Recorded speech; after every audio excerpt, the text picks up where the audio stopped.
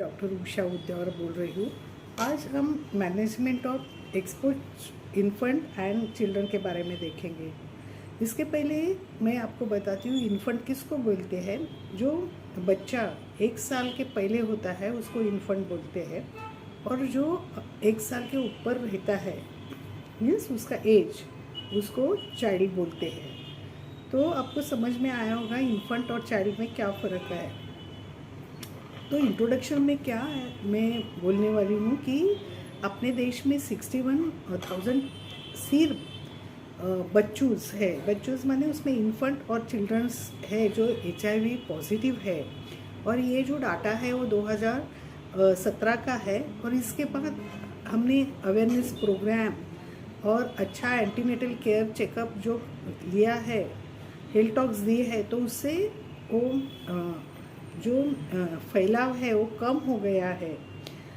लेकिन ये फैलाव हमने पिछले सीरीज़ में देखा सेशन में कि ये कैसे होता है। तो एक तो ड्यूरिंग HIV पॉजिटिव मदर अगर प्रेग्नेंट रही तो प्रेगनेंसी में, लेबर में और ब्रेस्ट फीडिंग में होता है।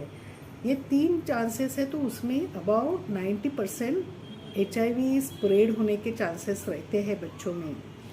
तो ये एज ग्रुप को वल्नरेबल क्यों बोलते हैं कि जो बच्चे HIV इन्फेक्टेड है और नॉन इन्फेक्टेड है, लेकिन जो एक्सपोज है HIV पॉजिटिव मदर का, तो उसमें हाई रिस्क रहती है क्योंकि उसको माल न्यूट्रिशन होता है।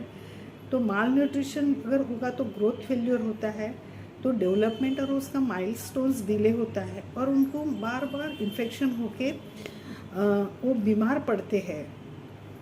और ये जो HIV इन्फेक्टेड इन्फेंट्स रहते हैं बिलो 1 ईयर, तो वो फर्स्ट ईयर में उनके साइन एंड सिम्टम्स ज़्यादा दिखते हैं।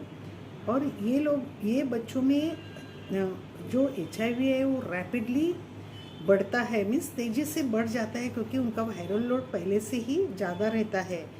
और अगर उनका केयर नहीं किया तो मैंने पहले ही सेशन में बताया था कि 1/3 ऑफ जो इन्फेंट्स है वो अपना पहला बर्थडे भी देख नहीं सकते, मीन्स मर जाते हैं। और उसमें से अगर बच्चे कुछ होते हैं वो 50% बच्चे सेकंड अपना बर्थडे नहीं देख पाते।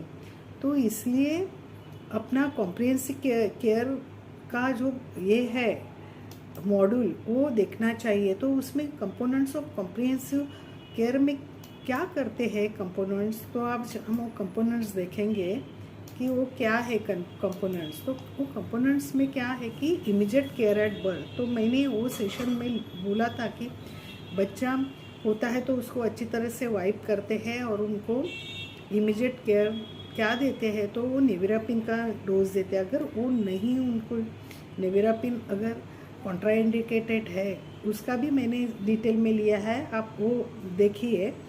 दूसरा है इन्फेंट फीडिंग। इन्फेंट फीडिंग में ब्रेस्ट फीडिंग है और एक्सक्लूसिव ब्रेस्ट फीडिंग है। तीसरा है ARV प्रोफिलैक्सिस। तो ARV प्रोफिलैक्सिस में मैंने बताया है कि नेविरापिन देते हैं।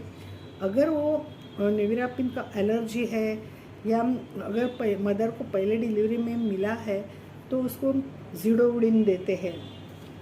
अर्ली इन्फेंट डायग्नोसिस मैंने लास्ट सेशन में डिटेल में बताया ही है। इम्यूनाइजेशन और विटामिन A सप्लीमेंट भी देते हैं। असेसमेंट ऑफ ग्रोथ करते हैं, और वो डेवलपमेंट वेल बेबी क्लिनिक में करते हैं और उनका रेगुलर फॉलोअप करते हैं। तो आज के दिन व्यूअर्स इतना ही, ये इंट्रोडक्शन हुआ। बाद में अभी हमने वो इमीडिएट केयर इन्फेंट फीडिंग में मैं ज़्यादा दे दूँगी। कोट्रामेक्सोल प्रोफिलैक्सिस पे भी मैंने बताया है। अभी मैं इन्फेंट फीडिंग पे एक लेक्चर ले लूँगी, वो डिटेल में होगा। और इम्यूनाइजेशन और विटामिन A सप्लीमेंट में कैसे करते हैं वो देखेंगे। अगर ये आपको अच्छा लगा तो लाइक और शेयर ज़रूर कीजिए।